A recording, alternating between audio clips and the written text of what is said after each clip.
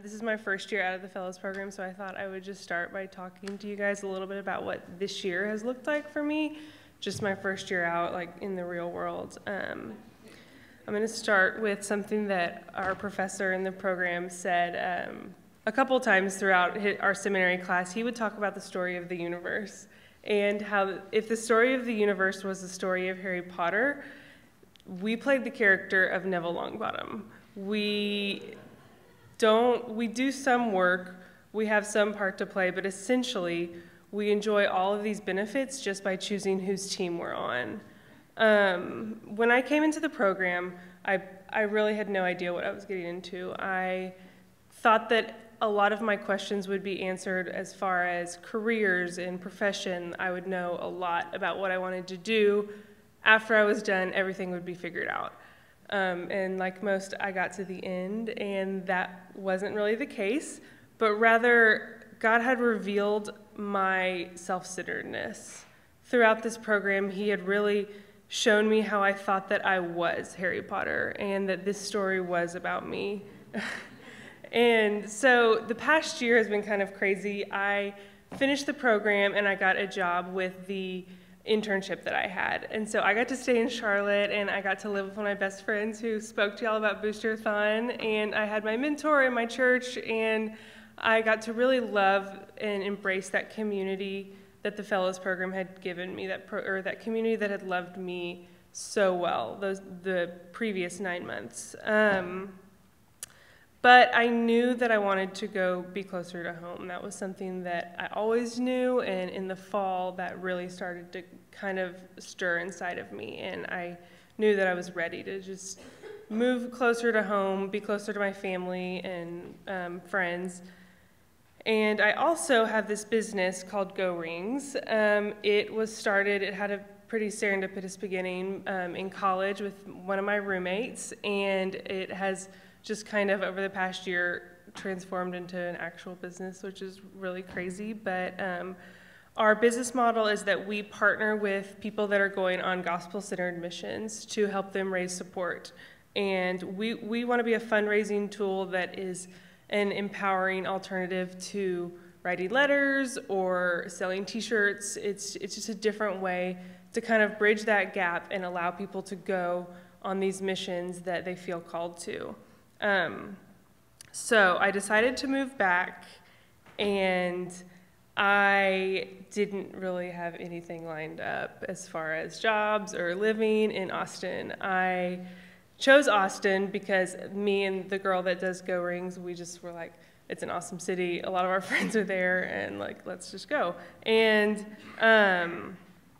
but I didn't have any of that stuff figured out, so first I had to move back to San Antonio, which is where I'm from, and I moved back in with my parents, which was a very humbling and actually a great experience. But it was there in those 3 months that I lived at home that a lot of the things that I learned in the Fellows Program really started to come to fruition. So like I said, one of the main things I learned was that I am not the center of this universe. It is not about me, and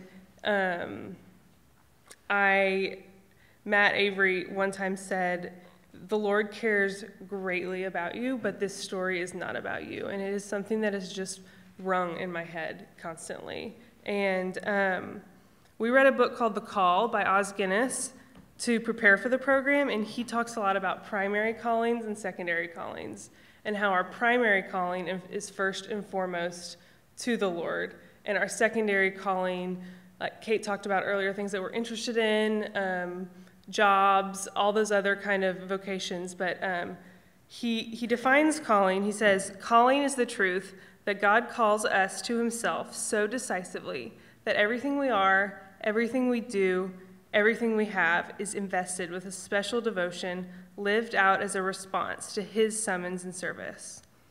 I honestly believe that this basic, like, elementary truth that it is not about me and that it is about my primary calling it sounds so basic, but I really think that it kind of shifted the trajectory of my life as an adult, and how I have handled everything that has been thrown at me this past year, just between moving home and figuring out life and adjusting to the real world and growing a business and the ups and downs of that.